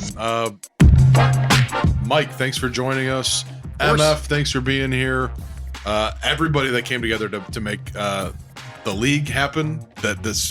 Can't believe we didn't do it sooner. So cool. So fun. Yeah. I do want to say to the listeners, though, like, even though we're not really looking for feedback on this, if you want to choose what teams you want to support through this, I'm just saying, get on your boys' team now, because we're going to ride the lightning all through the rest of this season. That fluke. Sure. Yeah. Yep. Tailwind is due for a comeback, baby. Hard nah. But yeah, thank you guys for listening. We always appreciate that. We appreciate all your comments and participation in our socials and the reviews. I discovered we have some reviews that we've never seen before through Spotify. They're very hard to access, but cool. They exist and they're all really great. Thank you guys for leaving reviews. Sweet. Yeah, we love doing this. We love you guys being a part of it, and this was awesome to be back. I can't wait for the rest of the season. We got some trips planned for the season. Feels like we never stopped. almost. Yeah. Yes. I liked the timing and pacing of last season to this season. Yeah. But yeah, we are going to be doing more on the road content this season too. So strap in, guys. It's going to be a good one. And until next episode, keep it on the fairway. See ya. Y'all be good now. Strap in and strap on. Good night.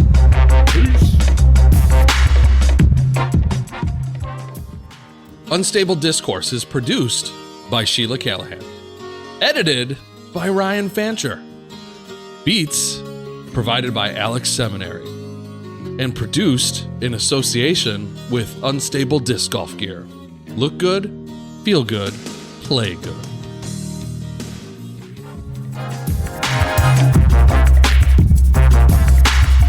Unstable Discourse is a Top Secret Studios production. You already know.